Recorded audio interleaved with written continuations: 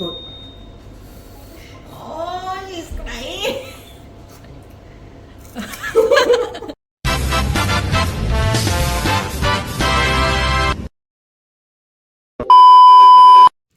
ദുബായിൽ വന്നിട്ട് ഫസ്റ്റ് ടൈമാണ് ഞാൻ ഈസ്റ്റർ ആഘോഷിക്കാൻ പോകുന്നത്. സോ നമ്മൾ നേരെ പോകുന്നത് ബിൻസിയുടെ അപ്പാർട്ട്മെൻറ്റിലോട്ടാണ്. നാളെയാണ് ഈസ്റ്റർ. സോ അവൾ ഇന്ന് എന്നെ വിളിച്ചു, റൂമിലോട്ട് വാ, നമുക്കിന്ന് ഈ വീക്കെൻഡ് ഇവിടെ എൻജോയ് ചെയ്യാമെന്ന് കരുതിയിട്ട്. അങ്ങനെ ഞാൻ നേരെ ചെന്ന ഡോറ് തുറന്നപ്പോൾ ആൾ ഓൾറെഡി ഹാളിരിപ്പുണ്ട്. ഇപ്പോഴേ ഇഞ്ചിയൊക്കെ ഇങ്ങനെ കട്ട് ചെയ്യാൻ തുടങ്ങിയിട്ടുണ്ട്. ഞാൻ ചെന്നപ്പോഴത്തേക്ക് ഓൾറെഡി എല്ലാം കഴിഞ്ഞു. പിന്നെ എനിക്ക് നേരെ ഐസ്ക്രീം തന്നു, ക്വാളിറ്റിയുടെ ചോക്ലേറ്റ് ഐസ്ക്രീം. അത് നല്ല ടേസ്റ്റ് ഉണ്ടായിരുന്നു. അത് കഴിച്ചുകൊണ്ടിരുന്നപ്പോഴാണ് നമ്മുടെ റൂമിലുള്ള വേറൊരാൾ, പുള്ളിക്കാരി മ്യാൻമാറിൽ നിന്ന് വന്നതാണ്. ആളെന്തോ 3x സ്പൈസി നൂഡിൽസ് എന്തോ ട്രൈ ചെയ്തതാണ്. ആൾ നല്ല കരഞ്ഞു. ഞാനും ഇതൊന്ന് ജസ്റ്റ് ടേസ്റ്റ് ചെയ്ത് നോക്കി. എൻ്റെ അല്ലാ, നല്ല നല്ല സ്പൈസി ആയിരുന്നു. ഞാൻ കരുതുന്നതിനേക്കാളും അപ്പുറമായിരുന്നു. ഭാഗ്യത്തിന് എൻ്റെ അടുത്ത് ഐസ്ക്രീം ഉണ്ടാകും. അതിനുശേഷം ബിൻസിയുടെ സ്പെഷ്യൽ ബീഫ് കറി ഉണ്ടാക്കാൻ വേണ്ടി പോയി. ആദ്യം നമ്മുടെ ബീഫ് നല്ല കഴുകി കട്ട് ചെയ്ത് വെച്ച ബീഫിലോട്ട് ഒരു കുക്കറിലാക്കിയതിന് ശേഷം അതിൽ ഇഞ്ചി, വെളുത്തുള്ളി, പിന്നെ നമ്മുടെ ചെറിയ ഉള്ളിയൊക്കെ അരിഞ്ഞ് നല്ലപോലെ മസാലയൊക്കെ ഇട്ട് മിക്സ് ചെയ്തെടുക്കുക.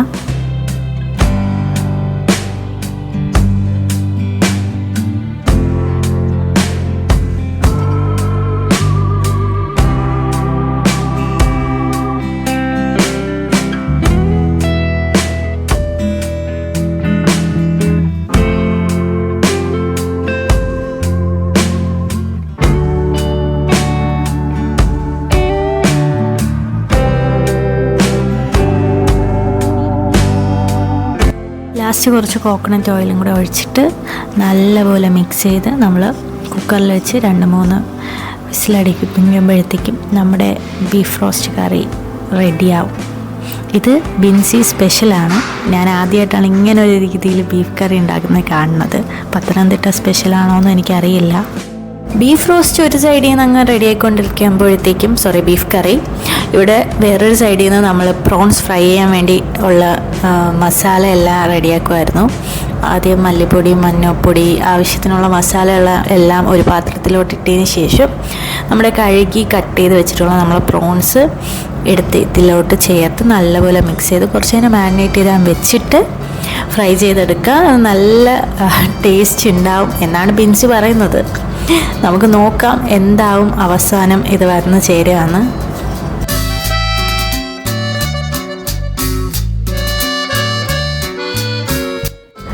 ഇനി അടുത്തത് മീൻ കറിയിലോട്ടാണ്. ട്യൂണ ഫിഷ്, നമ്മുടെ ചൂരമീൻ വാങ്ങി വെച്ചിട്ടുണ്ട്. ആൾ ഓൾറെഡി കട്ട് ചെയ്ത് നമുക്ക് കിട്ടിയിട്ടുണ്ട്. അപ്പം മീൻ കറി കൊണ്ട് വെച്ചാലേ ആൾക്ക് സമാധാനം കിട്ടും. ആൾക്ക് കുക്കിംഗ് ഭയങ്കര ഇഷ്ടമാണ്. നമ്മളെ പോലെയൊന്നും അല്ല, ഒരു കറി ഒരു തോരൻ അങ്ങനെയൊന്നും നിൽക്കില്ല. ആൾക്ക് കുറേ കറികൾ വേണം, അതാണ് ഇഷ്ടം. അപ്പോൾ കട്ട് ചെയ്ത് വെച്ചിരിക്കണ നമ്മുടെ ഫ്രഷ് ആണോ എന്ന് വെച്ചാൽ ഓൺലൈനിൽ മേടിച്ചതാണ്, അറിയില്ല. ഫ്രഷ് ആയിരുന്നാൽ മതി.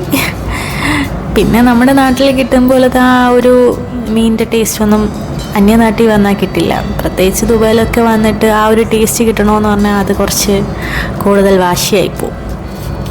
സോ അവളുടെ സ്പെഷ്യൽ മീൻ കറിയൊക്കെ ഉണ്ടാക്കാൻ തുടങ്ങിയിട്ടുണ്ട്.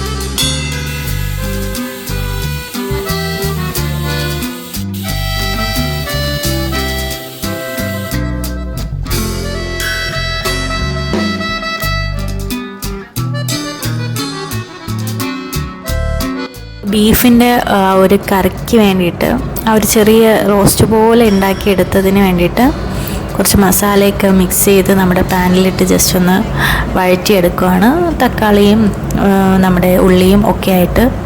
സോ നമ്മുടെ ബീഫ് കറിയും റെഡി ആയിട്ടുണ്ട്. നമ്മുടെ അല്ല, ബിൻസിയുടെ ബീഫ് കറി റെഡി ആയിട്ടുണ്ട്, പ്രോൺസ് ഫ്രൈയും റെഡി ആയിട്ടുണ്ട്, എല്ലാം റെഡി ആയിട്ടുണ്ട്. സോ ഇപ്പം തന്നെ രാത്രി 11 മണിയായി. അപ്പോഴാണ് എനിക്ക് പുട്ടും വേവിച്ച് തന്നത്. ഞാൻ ആ ബീഫ് കറിയും ടേസ്റ്റ് ചെയ്ത് നോക്കി. നല്ല ടേസ്റ്റ് ഉണ്ടായിരുന്നു, കഴിവുള്ള കുട്ടിയാണ്. അങ്ങനെ ഫുഡെല്ലാം കഴിച്ച് നേരെ അങ്ങ് കിടന്നു.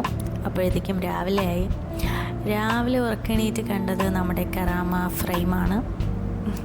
ഇവിടുത്തെ രാവിലത്തെ കാഴ്ചകളാണ് നല്ല രസം. നല്ല മൂടി മോർണിംഗ്, ആ ഒരു വൈബ് നൈസാണ്. പിന്നെ ക്രൗഡില്ലാത്ത ടൈമും ഈ ഒരു മോർണിംഗ് ടൈമാണ് കറാമയിൽ. പിന്നെ നേരെ ചായയൊക്കെ കുടിച്ച് ഞാൻ നേരെ കിച്ചണിലോട്ട് പോയപ്പോഴത്തേക്കും ആളവിടെ ഓൾറെഡി റെഡിയായി എല്ലാം ചെയ്ത് കഴിഞ്ഞുകൊണ്ടിരിക്കുമായിരുന്നു. സോ മോർണിംഗത്തേക്കുള്ള ബ്രേക്ക്ഫാസ്റ്റ് ഒക്കെ റെഡിയാക്കി, രാവിലെ തന്നെ അപ്പവും ചിക്കൻ സ്റ്റൂ ഒക്കെ റെഡിയാക്കി വെച്ചു. ഈസ്റ്ററിൻ്റെ വ്ളോഗ് ഇവിടെ അവസാനിക്കുന്നില്ല. അടുത്ത പാർട്ട് ഞാൻ ഉടനെ അപ്ലോഡ് ചെയ്യുന്നതാണ്, കാരണം ഒറ്റ വ്ളോഗിൽ ഇതൊന്നും കഴിയില്ല. സോ അപ്പോൾ അടുത്ത പാർട്ട് കാണുന്നവരേക്കും ബൈ, ടേക്ക് കെയർ. എല്ലാവരും സബ്സ്ക്രൈബ് ചെയ്യാൻ മറക്കലും, ലൈക്ക്, ഷെയർ ആൻഡ് കമൻറ്റ്. അപ്പോൾ അടുത്ത വീഡിയോ കാണുന്നവരേക്കും ബൈ.